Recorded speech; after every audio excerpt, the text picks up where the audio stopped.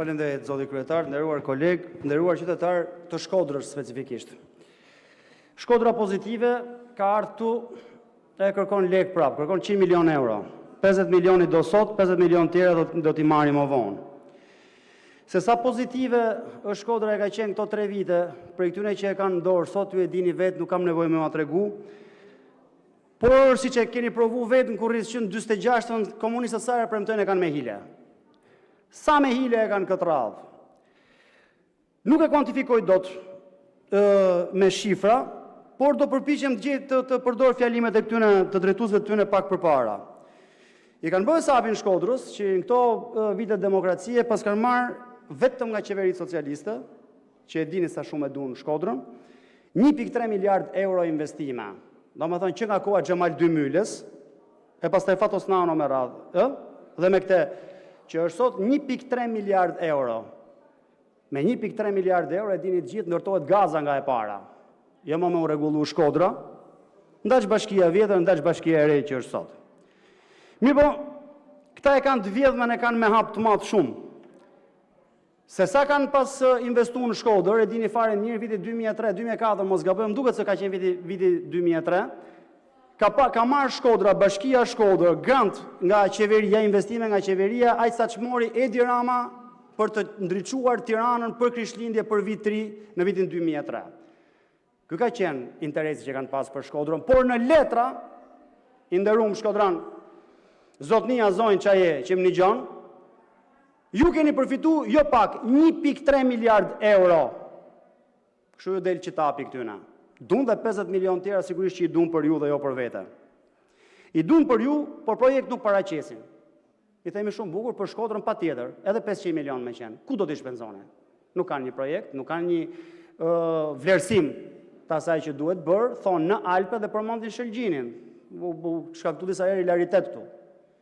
Është porta e Alpeve dhe flasin për fushën. Është porta e Alpeve dhe flasin për Shkodrën, këtu doli deputeti i Dibrës dhe i falenderoj për këtë 50 milion që po marrin, se tha dhe Dibra ka Alpe, pret dhe ai diçka. Foli deputetja Kavajës, deputetja Kavajës i falenderoj për portën e Alpe dhe për këtë kredi që po marrin. Kështu që nuk po merret vesh se ku do të shkojnë këto pare. Bravo.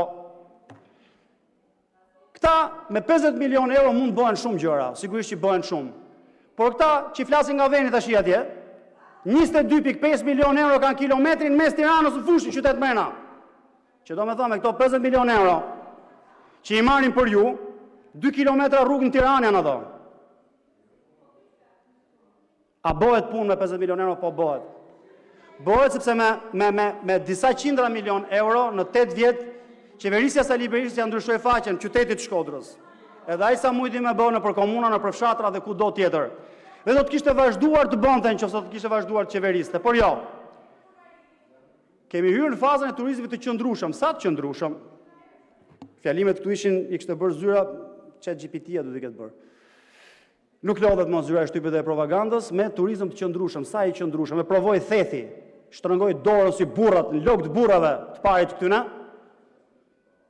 Thiri çunat nga ku i kishte, ku si kishte, mori dhe borxh, shiti veshkën për të investuar atje, dhe me njëherë mbas zgjedhjeve shkoi u futi fadromat. Kaq i qëndrueshëm është turizmi ke këta.